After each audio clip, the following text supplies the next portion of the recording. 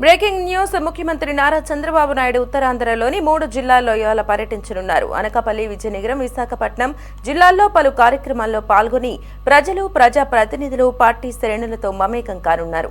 ఉదయం అమరావతి నుంచి హెలికాప్టర్లో బయలుదేరి అనకాపల్లి జిల్లా కే కోటపాడు మండలం అలమండ గ్రామానికి చేరుకొని స్వర్ణాంధ్ర స్వచ్ఛంద్ర కార్యక్రమంలో పాల్గొంటారు.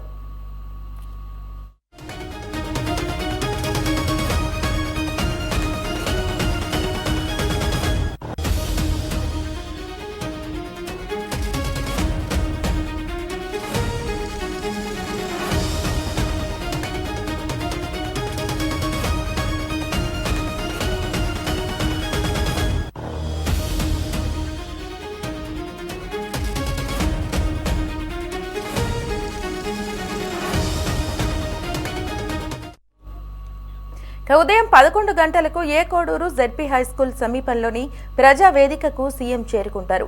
మధ్యాహ్నం వరకు జరిగే ప్రజావేదిక కార్యక్రమంలో పాల్గొని ప్రసంగిస్తారు. మధ్యాహ్నం 2 గంటలకు పార్టీ కేడర్ సమావేశానికి ముఖ్యమంత్రి హాజరవుతారు. అనకాపల్లి పర్యటన ముగించుకొని విజయనగరం జిల్లా ఎస్కోటకు సీఎం చేరుకుంటారు. సాయంత్రం ఎమ్మెల్యే కె లలిత కుమారి నివాసానికి వెళ్లనున్నారు.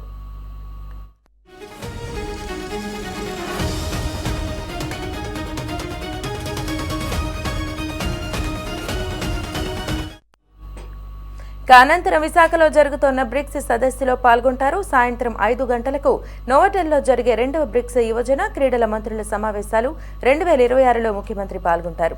విశాఖ పర్యటన ముగించుకుని రాత్రికి అమరావతి చేరుకోనున్నారు. ఇదే అంశానికి సంబంధించి మా కరెస్పాండెంట్ రామకృష్ణ మరింత సమాచారం అందిస్తారు. రామకృష్ణ, చెప్పండి, మరి ఇవాళ సీఎం టూర్ కి సంబంధించి అప్డేట్స్ ఏంటి?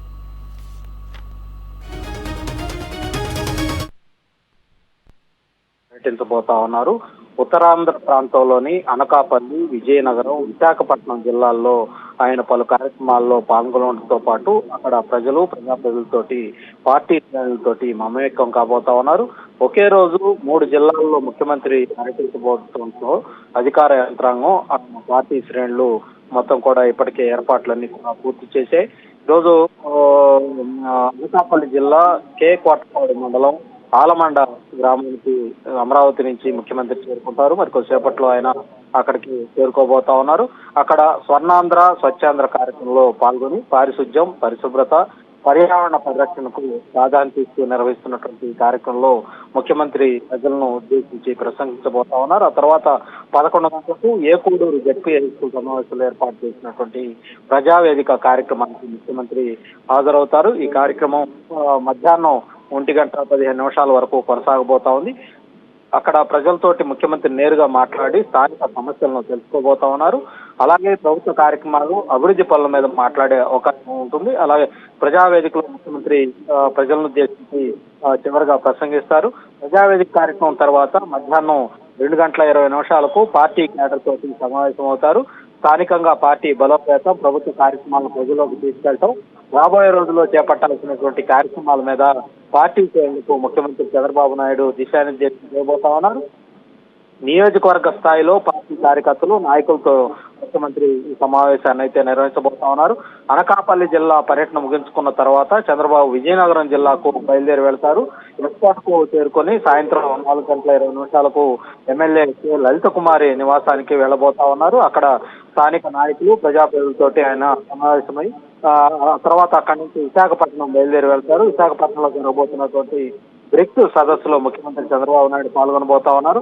సాయంత్రం 5 గంటలకు నోవాటెల్లో నిర్వహించబోతున్నటువంటి 2వ బ్రిక్స్ యువజన క్రీడల మంత్రుల సమావేశాలు 2026లో ఆయన పాల్గొంటారు. ఈ సమావేశాల్లో యువత, క్రీడలు, అంతర్జాతీయ సహకారం వంటి అంశాల మీద చర్చ జరగబోతా ఉంది. బ్రిక్స్ దేశాల ప్రతినిధులు పాల్గొంటున్నటువంటి ఈ కార్యక్రమానికి విశాఖ వేదికగా నిలవబోతా ఉంది.